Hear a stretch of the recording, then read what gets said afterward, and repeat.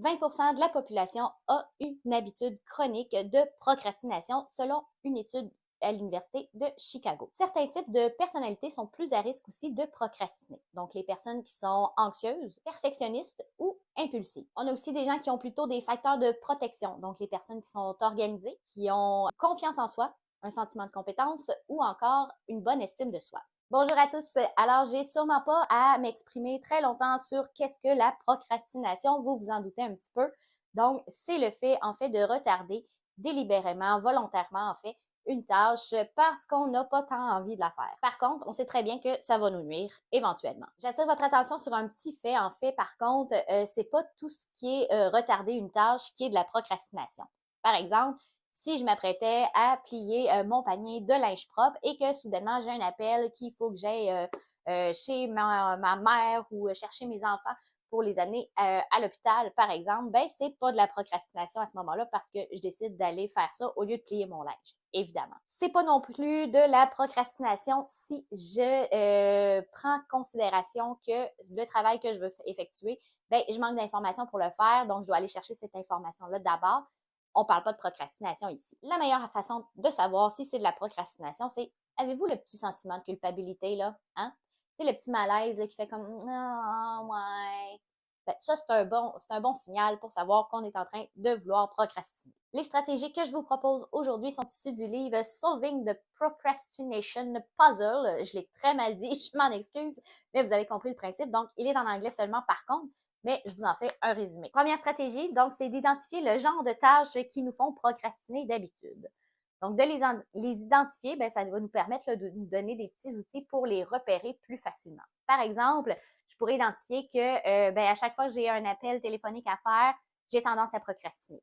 Ou encore, si j'ai un dossier qui demande beaucoup de recherche, de préparation avant de pouvoir le mettre en action, j'ai tendance à procrastiner. Ou sur une tâche ménagère, par exemple, comme faire le ménage, j'ai tendance à procrastiner. De le savoir, déjà, c'est une première étape. On le sait toujours, identifier, connaître, c'est un bon outil pour s'améliorer. On peut en profiter aussi à ce moment-là d'identifier le genre de coût que ça apporte de procrastiner sur ces éléments-là. Par exemple, ben, est-ce que ça pourrait me donner un sentiment de stress?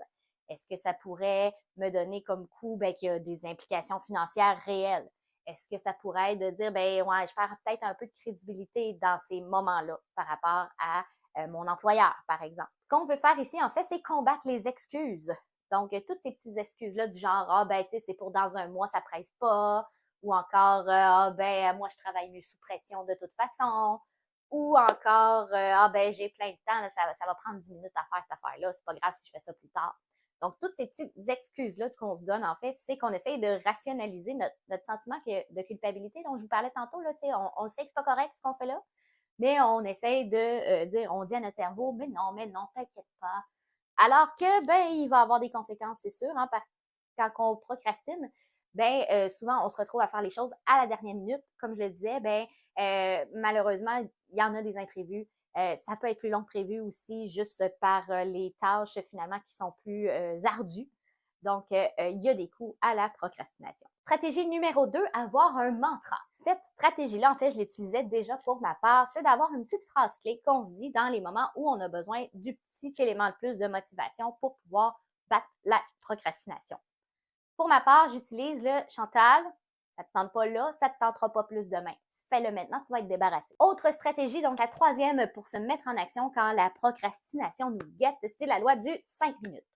Alors ici, on se donne le droit, en fait, de, après 5 minutes de la tâche, si ça ne me tente toujours plus ou si j'ai toujours pas de motivation, je peux arrêter. La force de cette loi-là, en fait, c'est que souvent la procrastination, c'est se mettre en mouvement qui est difficile.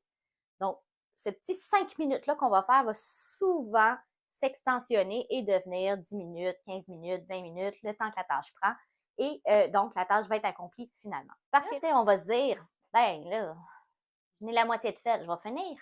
Hein? On nous invite aussi, à travers cette stratégie-là, de bien libeller, en fait, nos listes de tâches. Donc, je vous l'ai déjà dit, les rendre activables, donc avec des verbes d'action, ça va être aidant.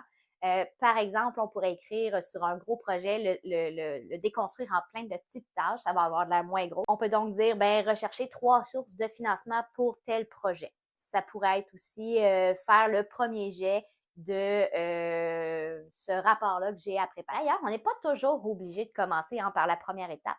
Si, par exemple, vous avez un PowerPoint à faire, ben, vous pouvez commencer par la diapo numéro 6, si c'est celle qui vous inspire sur le moment pour vous aider à commencer.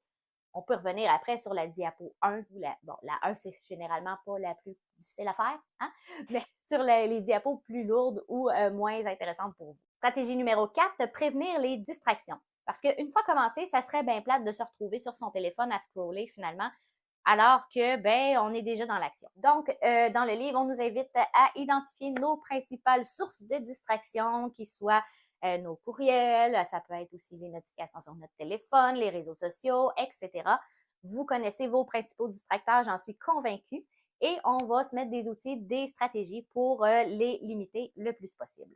Stratégie numéro 5, donc votre volonté est un muscle. Saviez-vous ça? Il faut donc s'entraîner. Ça vous est sûrement encore une fois déjà arrivé, vous vouliez vous entraîner après souper et finalement vous faites oh, ça me tente pas. Puis ben votre divan vous appelle très très fortement du coin de l'œil, hein?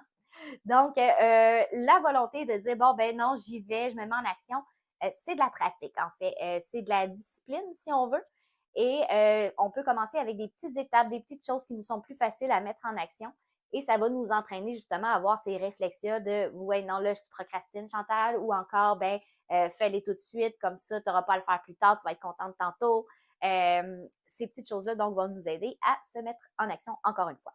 Sixième stratégie, on va travailler sur nos facteurs de protection. Je les ai énumérés au début, entre autres, s'organiser, avoir une bonne estime de soi et un sentiment de compétence, parce que c'est pas vrai que parce qu'on a une personnalité à risque que c'est fatal et qu'on va toujours procrastiner toute notre vie.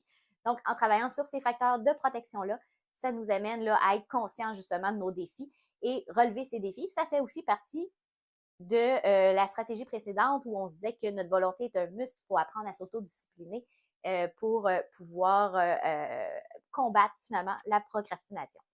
Et là, vous me dites peut-être, Chantal, comment on fait pour diminuer nos distractions, pour augmenter notre confiance en soi, notre sentiment de compétence, notre estime et mieux s'organiser? Hey, j'ai une belle playlist juste pour vous avec plein de sujets qui sont en lien avec cette vidéo-là. Je vous invite à regarder ça. Bye!